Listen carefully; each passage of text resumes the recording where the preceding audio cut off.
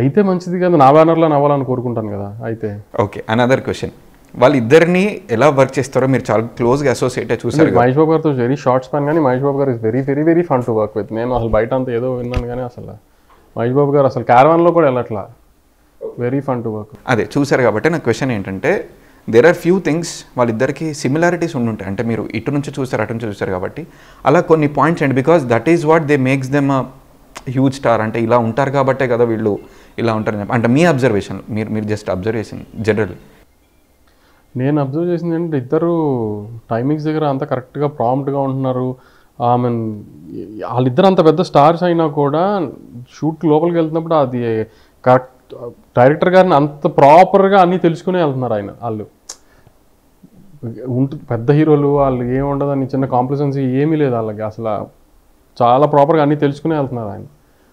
మహేష్ బాబు గారు కూడా నేను అబ్జర్వ్ చేస్తున్నాను కదా, ప్రతిదీ ఏంటి అన్నీ అడిగి ప్రాపర్గా అన్నీ తెలుసుకుని దాని ముందు తర్వాత వెళ్ళి అన్నీ తర్వాత చాలా ఫాస్ట్గా అయిపోతుంది. కానీ అదే హెల్ప్ చేస్తుంది వాళ్ళకి అంత ఫాస్ట్గా అయిపోవడానికి, అది తెలియదు. కానీ మరి ఇద్దరు అంత పెద్ద స్టార్స్ అయినా అసలు ఏ మాత్రం కాంప్లిసెన్సీ లేకుండా అన్నీ కనుక్కుని ప్రాపర్గా చేసుకుని వెళ్తున్నారు వాళ్ళు.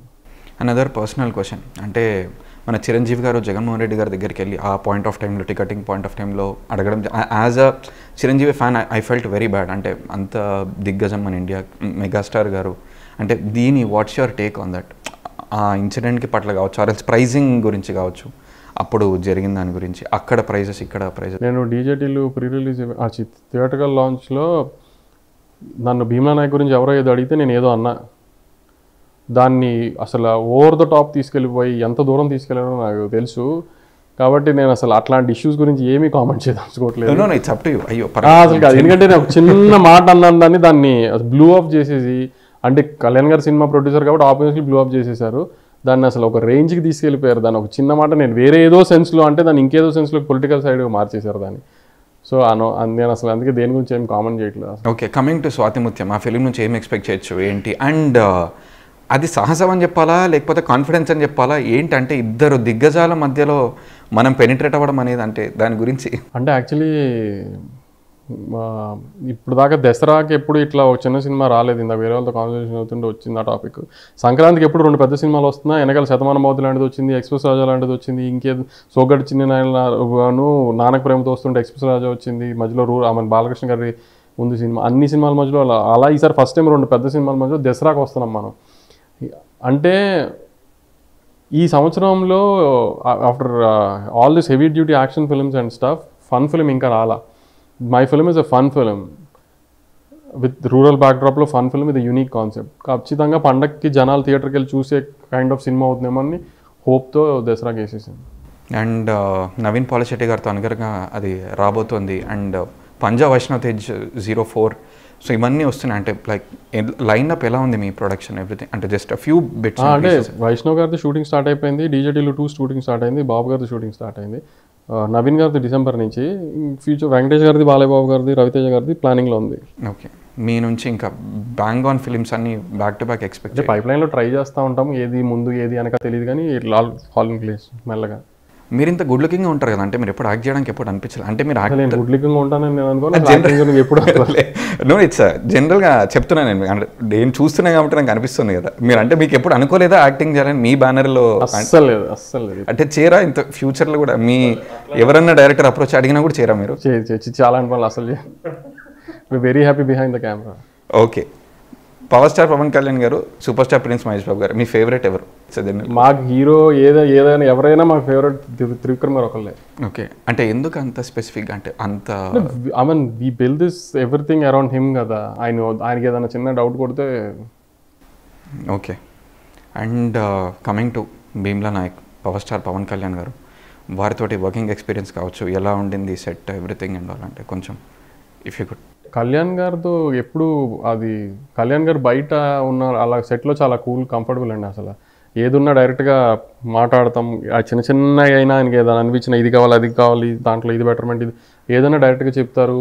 ప్లస్ అజ్ఞాతవాసిలో I didn't have such rap with him. కానీ భీమ్లా నాయక్ టైంలో అయితే ఏదైనా కంటెంట్ రిలీజ్ అయితే ఎలా వెళ్ళింది, ఇది ఎలా వెళ్ళింది, అది నేను చెప్పేవాడిని వెళ్ళి 24 hours ఇంత చూసారు సార్, ఈ రికార్డ్ వచ్చింది అంటే ఓహో అని. నెక్స్ట్ టైం ఏదైనా కంటెంట్ రిలీజ్ అయితే ఆయనే పిలిచి అడిగారు ఏంటి ఈసారి రికార్డ్స్ ఎలా ఆయన్ని. సో భీమా నాయక్ టైంకి ఆయన కొంచెం హీ వాజ్ వెరీ ప్రోయాక్టివ్. ఆయన బాగా సినిమా కైండ్ ఆఫ్ ఈ చేంజెస్, ఇది ఇట్లా ప్రమోషన్, ఇది సాంగ్ ఇలా చేయాలి, he was very proactive actually. In fact Vakeel Saab point of time నుంచి చూసుకుంటే వారు పొలిటికల్గా చాలా బిజీ అయిపోయారు.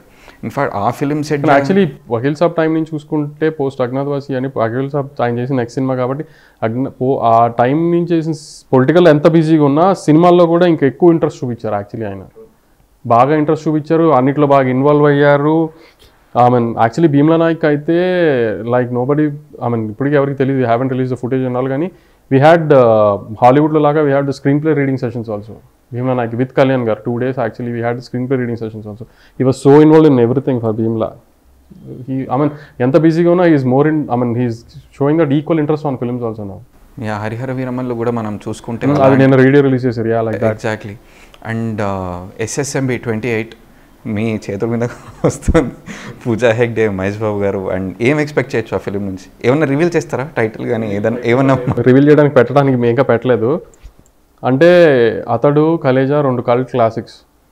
ఆ 2 సినిమాలు చాలా యంగ్స్టర్స్ అంతా, యూత్ అంతా థియేటర్ కంటే టీవీలో ఎక్కువ చూశారు. ఇప్పుడు మాకెంత జనరేషన్స్ వీళ్ళంతా అతడు అంటే టీవీలో చూసి అతడు, కలేజా, మహేష్ బాబు గారు, త్రివిక్రమ్ గారి కాంబినేషన్ ఇది అది అని. ఆ కాంబినేషన్ మీద మీరు ఎంత ఎక్స్పెక్టేషన్స్ పెట్టుకుని థియేటర్కి వచ్చినా దానికి మించి ఉంటుంది సినిమా. సార్ మహేష్ బాబు గారిని ఒక ఏదైతే ఎలా అయితే చూడాలనుకుంటున్నారో, ఒక పెద్ద డైరెక్టర్ తీస్తే మహేష్ బాబు గారు ఆ యాంగిల్స్ అన్నీ రౌండ్ ఆఫ్ చేసి ఒక proper cinema. One question, interesting thing, మిమ్మల్ని బాగా అబ్జర్వ్ చేసినప్పుడు నేను నాకు ఎప్పుడు మీరు కనిపిస్తే అడుగుదాం అనుకున్నాను. డీజే టిల్లు సెలెక్షన్ మీది కూడా it was very good. In fact DJ Tillu I think press దాంట్లో ఎప్పుడో మీరు వెళ్ళినప్పుడు కూడా ఇది మినీ మీల్స్ మాత్రమే, భీమ్లా నాయక్ ప్రాపర్ మీల్స్ ఉంటాయి, అది వర్కౌట్ అయింది. I mean what you said ఫెంటాస్టిక్గా బ్లాక్ బస్టర్ హిట్ అయిపోయింది. స్వాతి ముత్యం రీసెంట్గా కూడా లైక్ ఎవరు అడిగినప్పుడు ఇది నాకు సెలెక్షన్ ప్రాపర్గా ఉంటుంది, ఇట్స్ ఎ ఫ్యామిలీ, అందరూ రావాలి. ఎందుకంటే ఆ రోజు గాడ్ ఫాదర్, గోస్ట్ 2 కూడా దే ఆర్ కమింగ్. అప్పుడు కూడా ఇప్పుడు మీరు SSMB గురించి కూడా మీరు పాజిటివ్గా చెప్తున్నారు. మీరు చెప్తుంది పర్ఫెక్ట్గా యాజ్ ఇట్ ఈస్గా వర్కౌట్ అవుతుంది. ఈ స్క్రిప్ట్ సెలెక్షన్ దగ్గర మీకు అంత ప్రాపర్ జడ్జ్మెంట్ ఎలా వస్తుంది? మీకు స్క్రిప్ట్ సెలెక్షనే లేదండి. SSMB 28 భీమ్లా నాయక్ అని సార్ చెప్పింది విని మాకు తెలుస్తుంది కదా మంచిదో కాదా, అట్లా బాగుంది అనుకున్నాను నేను. సార్ నాకు ఇప్పుడు SSMB 28 కూడా ఐడియా చెప్పినప్పుడు స్క్రీన్ ప్లే ఎలా వెళ్తుంది, హీరో గారి క్యారెక్టరేషన్ ఎలా ఉంటుంది నాకు అర్థమైపోతుంది కదా. మాకు కూడా చూస్తున్నాం కదా మనం. యాక్చువల్లీ మీరు అన్నట్టు సినిమా తీసేవాడి కంటే చూసేవాడికి బాగా తెలుస్తుందని, అట్లా ఆడియన్గా ఇన్ని సంవత్సరాల సినిమాలు చూసి మనకి ఏది ఏంటని కొంచెం రఫ్ ఐడియా ఉంటుంది కదా. ఎవడమో దేవుళ్ళు కాదు ఇది కరెక్టా కాదా అని చెప్పడానికి, కానీ కనీసం రేంజ్లు చెప్పలేము, కానీ ఇది బాగుందా బాగాలేదా అని చెప్పగలుగుతాం 99%. మీ ఒపీనియన్లో చిన్న సినిమా అంటే ఏంటి, పెద్ద సినిమా అంటే ఏంటి according to as a producer or as a human being? చిన్న సినిమా పెద్ద సినిమా అని ఏం లేదండి. ఇందాక కూడా నేను మార్నింగ్ ఒక ప్రెస్ మీట్లో చెప్పాను. ఇప్పుడు ఒక రెప్యూటెడ్ బ్యానర్ నుంచి, ఒక పెద్ద బ్యానర్ నుంచి సినిమా వస్తుంటే మేము ప్రాపర్గా రిలీజ్ చేసుకుని, ప్రాపర్గా ల్యాండ్ చేసి, అన్ని థియేటర్స్ వేసుకుని చేయగలిగినప్పుడు అది రెవెన్యూ చేసింది అనుకోండి, అది పెద్ద సినిమానే. రెవెన్యూ బట్టే కదా చిన్న సినిమా పెద్ద సినిమా అని డిసైడ్ చేసి. టిల్లు చిన్న సినిమా పెద్ద సినిమా అంటే ఏం చెప్తాను చెప్పండి, అంతే.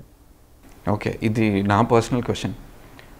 మీరిద్దరు దిగ్గజాల హీరోలతోటి చాలామంది వర్గాలు ఎన్నో చిన్నప్పటి నుంచి మనం వెయిట్ చేస్తూ చూస్తూ వచ్చినటువంటి multi starrer combination Pawan Kalyan గారిది, మహేష్ బాబు గారిది, మీరు వాళ్ళిద్దరితోటి పనిచేశారు కాబట్టి ఏమైనా ఎక్స్పెక్ట్ చేయొచ్చు? ఇలాంటివన్నీ ఎప్పుడన్నా మీరు త్రివిక్రమ్ గారిని ఇంటర్వ్యూ చేస్తే అడగండి. అలాంటి సాహసాలన్నీ ఆయన వల్లే అవుతాయి, మన వాళ్ళకి చెప్పలేము. అండ్ మీ బ్యానర్లో ఏమైనా ఎక్స్పెక్ట్ చేయొచ్చు?